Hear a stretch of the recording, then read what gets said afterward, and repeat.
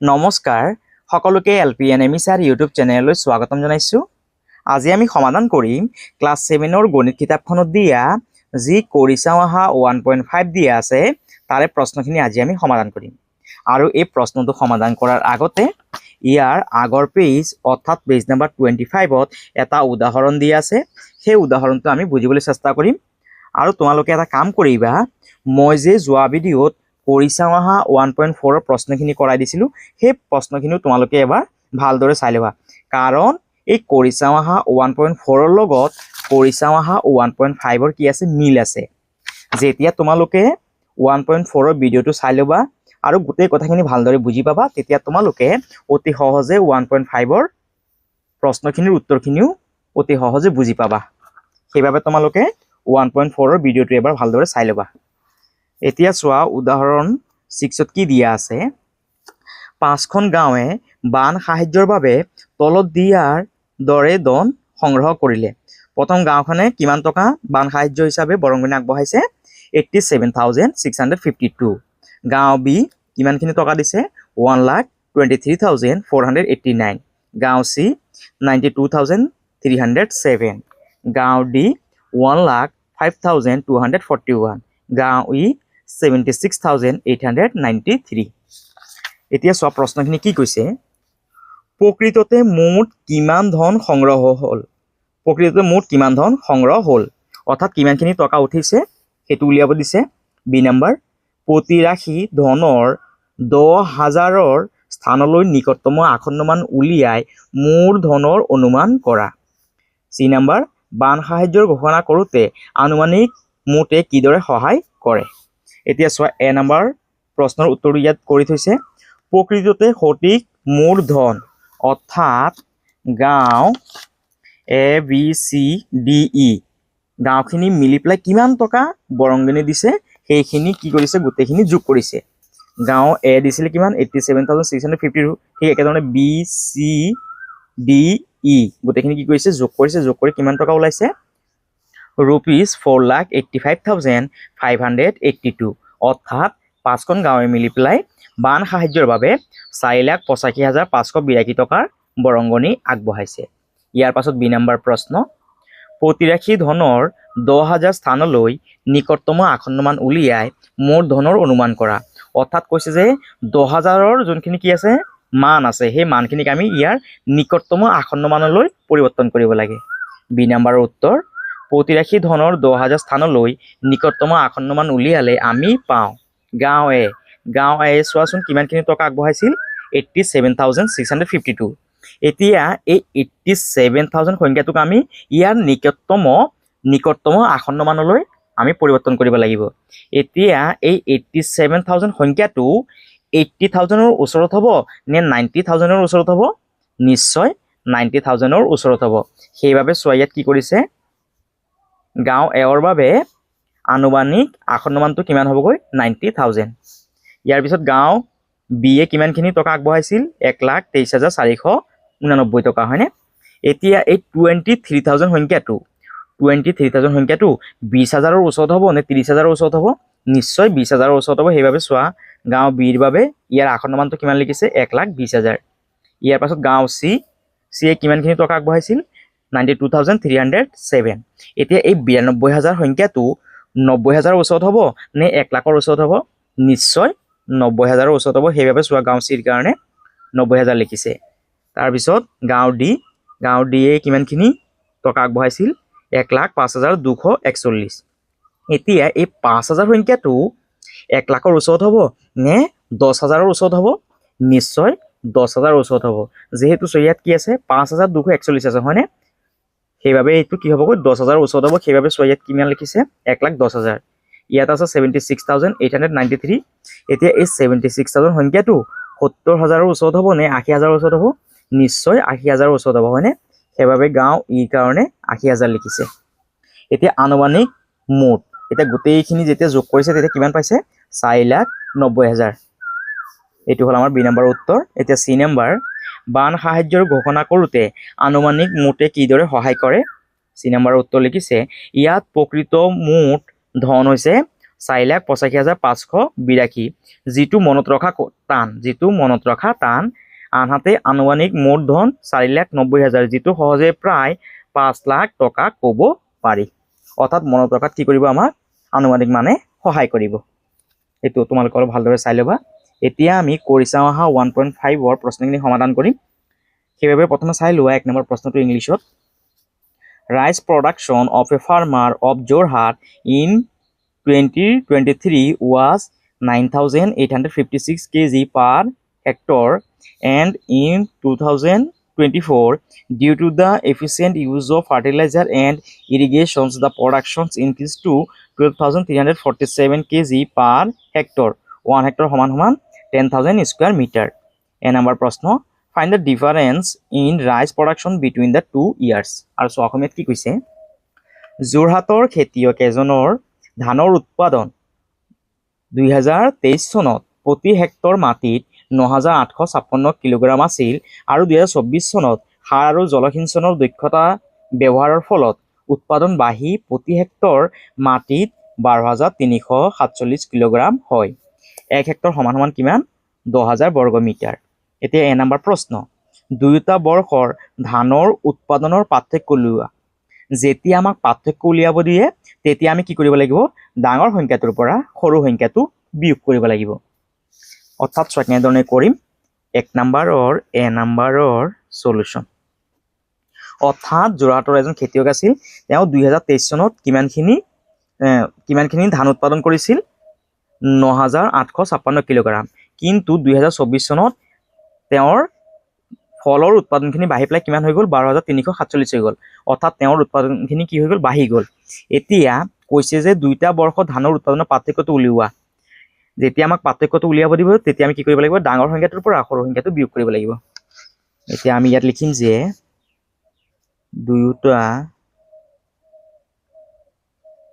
দুইটা বৰ্ষৰ, এই লাইনটো চাইছে তোমালোকে ইয়াৰ পৰা লিখিবা, এ নম্বৰৰ পৰা লিখিবা, দুইটা বৰ্ষ ধানৰ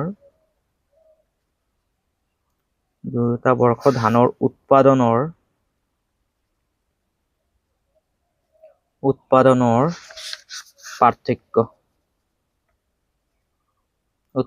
পাৰ্থক্য সমান। প্ৰথমে চোৱা, ডাঙৰ সংখ্যা কোনটো আছে, 2024 চনত যি ফল উৎপাদন কৰিছিল কিমান আছিলে, 12,347 কিলোগ্ৰাম। সেইবাবে তোমালোকে ইয়াত লিখিবা 12,347 কিলোগ্ৰাম। আৰু 2023 চনত কিমানখিনি ধান উৎপাদন কৰিছিল, 9,856 কিলোগ্ৰাম।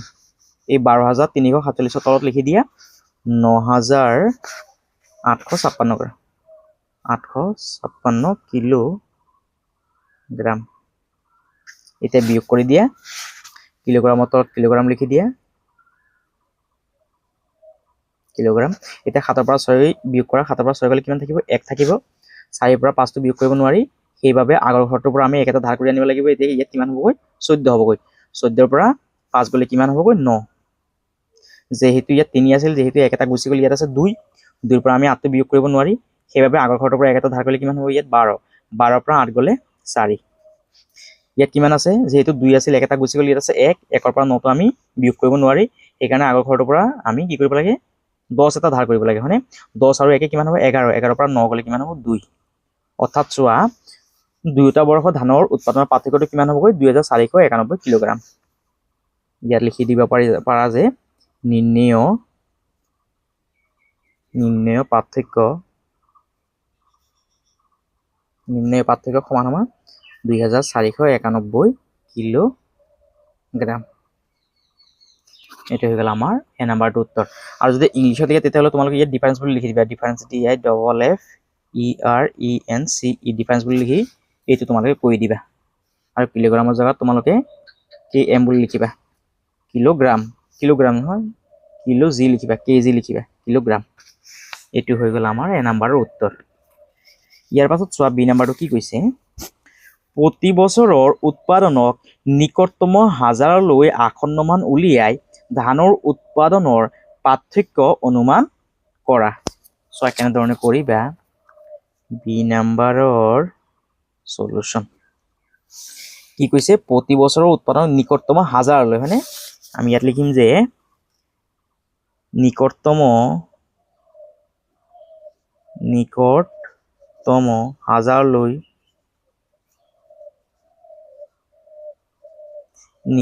হাজাৰলৈ আসন্ন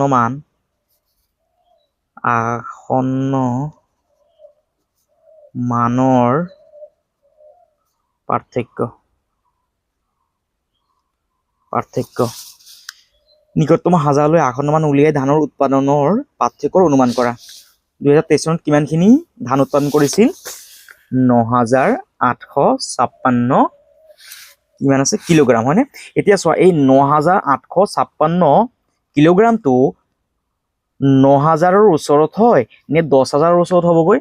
নিশ্চয় 10,000ৰ ওচৰত হ'বগৈ, হয়নে? সেইবাবে আমি ইয়াত লিখিব লাগিব 10,000। এই 9,856টোক আমি কি বুলি লিখিব লাগিব? 10,000 বুলি লিখিব লাগিব। আৰু চোৱা কি কৈছে, ইয়াত থকা 12,347 কিলোগ্ৰামটোক আমি ইয়াৰ নিকটতম হাজাৰৰ আসন্ন মানলৈ পৰিৱৰ্তন কৰিব লাগিব।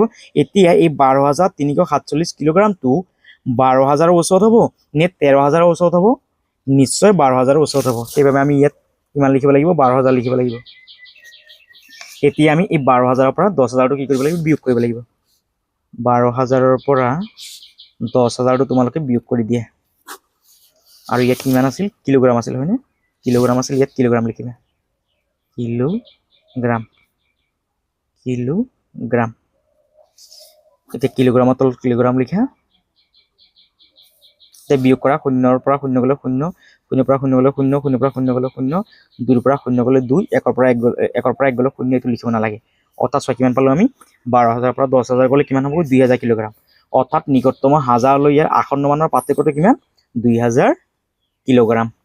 এইটো হৈ গ'ল আমাৰ উত্তৰটো বি নাম্বাৰৰ। ইয়াৰ পাছত চি নাম্বাৰটো কি কৈছে চোৱা, আনুমানিক পাৰ্থক্যই কৃষকক পৰৱৰ্তী বৰ্ষৰ বাবে পৰিকল্পনা কৰাত কেনেধৰণে সহায় কৰিব? ইয়াৰ উত্তৰটো লিখিবা। চি নাম্বাৰৰ সলিউশ্যন, আনুমানিক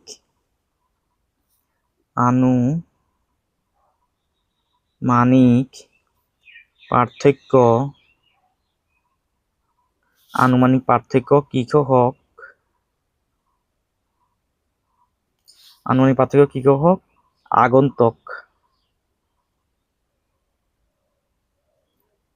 আগন্তুক বছৰৰ বাবে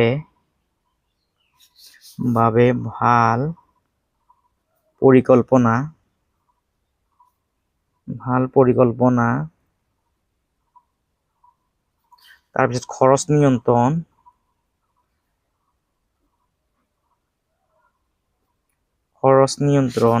তাৰপিছত বীজ আৰু সাৰৰ সুব্যৱস্থাপনা,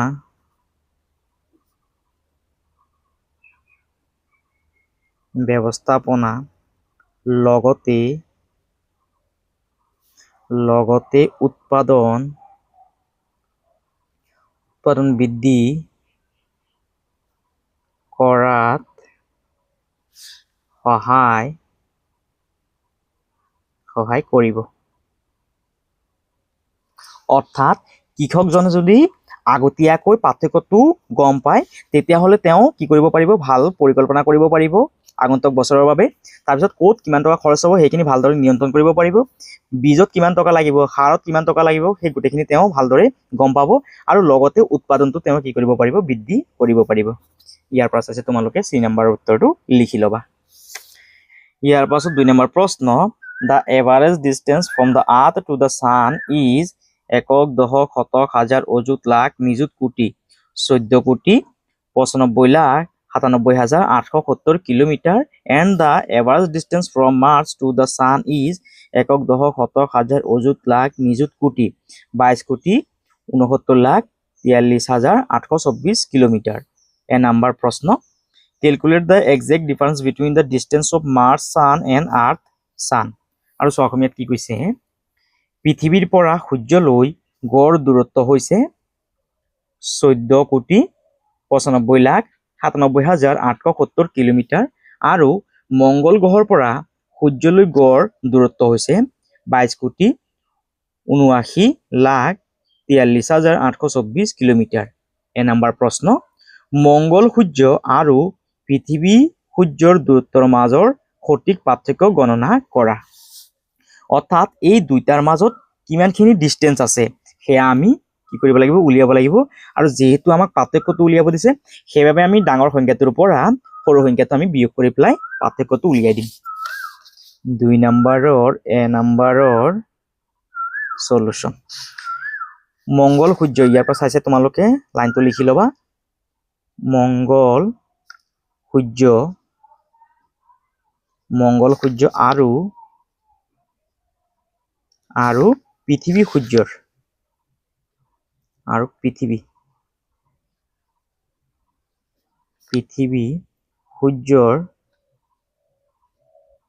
পৃথিৱী সূৰ্যৰ মাজৰ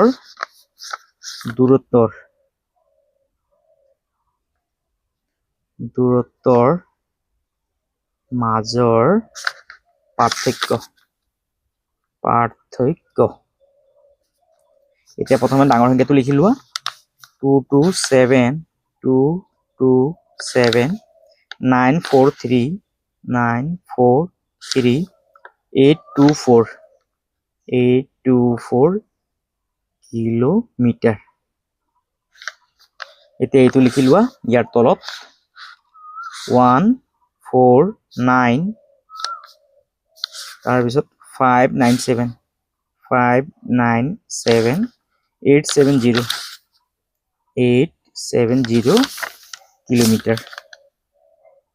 কিলোমিটাৰ এতিয়া ইয়াত বিয়োগ কৰা এইখন দিব নালাগে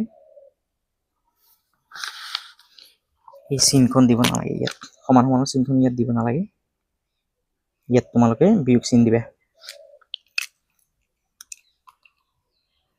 এতিয়া বিয়োগ কৰা কিলোমিটাৰৰ তলত কিলোমিটাৰ লিখা কিলোমিটাৰ এতিয়া 4 পৰা শূন্যটো বিয়োগ কৰা কিমান হ'বগৈ 4 হ'বগৈ 2 পৰা আমি 7টো বিয়োগ কৰিব নোৱাৰি সেইবাবে আগৰ ঘৰটোৰ পৰা কি কৰিব লাগে আমি 10 এটা ধাৰ কৰিব লাগে ইয়াৰ পৰা যদি আমি 10 এটা যদি ধাৰ কৰি ইয়াত কিমান হ'বগৈ 12 হ'বগৈ 12 পৰা 7 গলে কিমান হ'বগৈ 5 এতিয়া যেহেতু ইয়াত 8 আছিল যেহেতু একটা গুচি গ'ল ইয়াত আছে ইমান 7 7 পৰা 8টো বিয়োগ কৰিব নোৱাৰি এই কাৰণে আকৌ কি কৰা আগৰ ঘৰটোৰ পৰা 10 এটা ধাৰ কৰা কিমান হ'বগৈ ইয়াত 10 আৰু 7 17 17 পৰা 8 গলে কিমান হ'বগৈ 9 যেহেতু ইয়াত 3 আছিল যেহেতু একটা গুচি গ'ল ইয়াত আছে 2 2 পৰা 7টো বিয়োগ কৰিব নোৱাৰি এই কাৰণে আগৰ ঘৰটোৰ পৰা 10 এটা ধাৰ কৰা কিমান হ'বগৈ 10 আৰু 2 12 12 পৰা 7 গলে 5 এতিয়া ইয়াত 4 আছিল যেহেতু একটা গুচি গ'ল ইয়াত আছে 3 3 পৰা আমি 9টো বিয়োগ কৰিব নোৱাৰি সেই কাৰণে আগৰ ঘৰটোৰ পৰা 1 নহয় সৰি 10 এটা ধাৰ কৰা 10 আৰু 3 কিমান হ'ব 13 13 পৰা 9 গলে কিমান থাকিব 4 যেহেতু ইয়াত 9 আছিল একটা গুচি গ'ল ইয়াত আছে 8 8 পৰা 5 গলে কিমান হ'ব 3 7 পৰা 9টো বিয়োগ কৰিব নোৱাৰি আগৰ ঘৰটোৰ পৰা 10 এটা ধাৰ কৰা কিমান হ'ব 17 17 পৰা 9 গলে কিমান হ'বগৈ 17 পৰা 9 গলে কিমান হ'বগৈ 8 হ'বগৈ ইয়াত যেহেতু 2 আছিল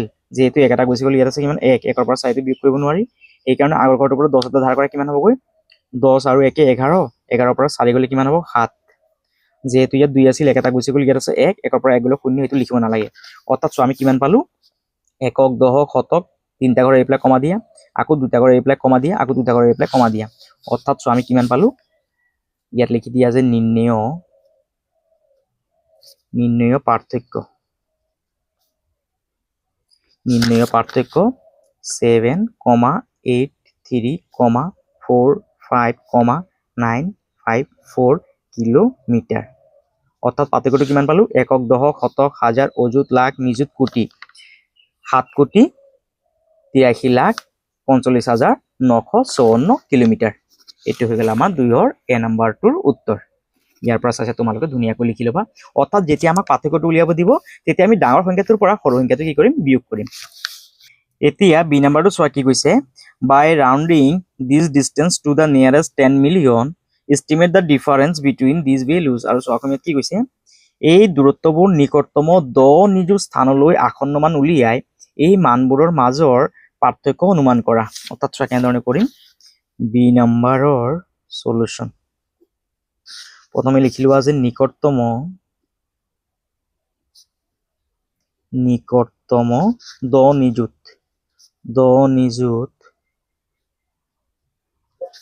নিযুত স্থানলৈ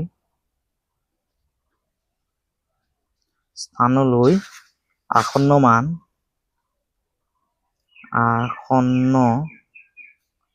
মানৰ আসন্ন মানৰ পাৰ্থক্য সমান সমান। এতিয়া চোৱা কি কৈছে যে ইয়াত থকা সংখ্যাটোক আমি কি কৰিব লাগিব 10 নিযুতৰ ওচৰত থকা আসন্ন মানলৈ পৰিৱৰ্তন কৰিব লাগিব। প্ৰথমে চোৱা সংখ্যাটো কিমান আছিল, ইয়াত লিখিলো আমি 227943 তাৰপিছত 824 এতিয়া হিচাপ কৰাচোন, একক, দশক, শতক, হাজাৰ, অযুত, লাখ, নিযুত, 10 নিযুত। এইটো হৈছে নিযুতৰ ঘৰ হয়নে? সো আমি কিমান পালো নিযুতৰ ঘৰত 27টো পালো। এতিয়া এই 27 নিযুতটো 20ৰ ওচৰত হ'ব নে 30ৰ ওচৰত হ'ব? নিশ্চয় 27টো 30ৰ ওচৰত হ'ব হয়নে? সেইবাবে আমি ইয়াত লিখিব লাগিব 2 তাৰপিছত কিমান লিখিব লাগিব 30 লিখিব লাগিব। 27টো যেহেতু 30ৰ ওচৰত হ'ব সেইকাৰণে আমি ইয়াত 30 লিখিব লাগিব।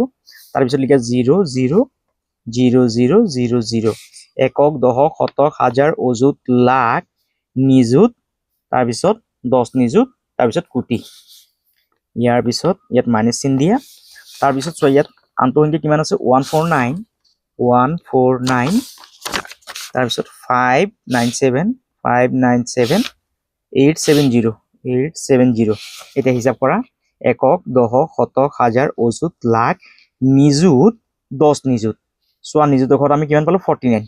এই 49 নিযুতটো 40ৰ ওচৰত হ'ব নে 50ৰ ওচৰত হ'ব? 49 সংখ্যাটো 50ৰ ওচৰত হ'ব হয়নে? সেইবাবে আমি ইয়াত লিখিব লাগিব 1 আৰু 1টো লিখি লোৱা। তাৰপিছত ইয়াত লিখা 15 নিযুত, তাৰপিছত 00 লিখা 0000। এতিয়া বিয়োগ কৰা, 0 পৰা 0 গ'লে 0, 0 পৰা 0 গ'লে 0, 0 পৰা 0 গ'লে 0, 0 পৰা 0 গ'লে 0, 0 পৰা 0 গ'লে 0, 0 পৰা 0 গ'লে 0, 0 পৰা 0 গ'লে 0। 3 পৰা 5টো বিয়োগ কৰিব নোৱাৰি, সেইকাৰণে আগৰ ঘৰটোৰ পৰা 10 এটা ধাৰ কৰা। 10 আৰু 3 কিমান হ'ব 13। 13 পৰা 5 গ'লে কিমান হ'বগৈ 8 থাকিব। আৰু ইয়াত আছিল যিহেতু 2 এটা গুচি গ'ল, ইয়াত আছে 1, 1ৰ পৰা 1 গ'লে 0 লিখিব নালাগে। এতিয়া ইয়াত কমা দি দিয়া, প্ৰথমে 3টা কৰি পেলাই কমা দিয়া, তাৰপিছত 2টা কৰি পেলাই কমা দিয়া, আকৌ 2টা কৰি পেলাই কমা দিয়া। অৰ্থাৎ চোৱা আমি পাৰ্থক্যটো কিমান পালো, নিৰ্ণেয় পাৰ্থক্য সমান সমান 8,00,00,00,000 একক, দশক, শতক, হাজাৰ, অযুত, লাখ, নিযুত, 8 নিযুত। অৰ্থাৎ পাৰ্থক্যটো কিমান পালো আমি 8 নিযুত। এইটো হৈ গ'ল আমাৰ বি নম্বৰৰ উত্তৰ। তোমালোকে ইয়াৰ পৰা চাই ধুনীয়াকৈ লিখি ল'বা। আৰু যদি ইংলিছত লিখা তেতিয়া এই পাৰ্থক্যৰ জেগাত জাষ্ট ডিফাৰেন্স বুলি লিখি দিবা। ডিফাৰেন্স DIFFERENCE বুলি লিখি দিবা ডিফাৰেন্স। আৰু নিৰ্ণয় পাৰ্থক্যৰ জেগাত লিখিবা ৰিকুৱাৰ্ড REQUIRED ৰিকুৱাৰ্ড। ইয়াত লিখিবা ডিফাৰেন্স DIFFERENCE ডিফাৰেন্স।